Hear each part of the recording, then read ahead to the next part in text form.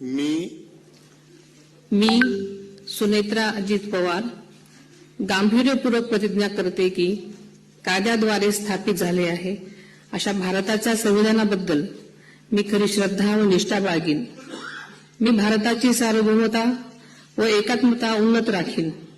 मी महाराष्ट्र राज्याची उपमुख्यमंत्री म्हणून माझी कामे निष्ठापूर्वक व ससद्विवेक बुद्धीने पार पाडेन आणि संविधान व कायदा यानुसार सर्व तऱ्हेच्या लोकांना मी गांभीर्यपणे व निपक्षपातीपणे तसेच कोणाच्याही विषयी ममत्वभाव किंवा आकस न बाळगता न्याय वागणूक देईन।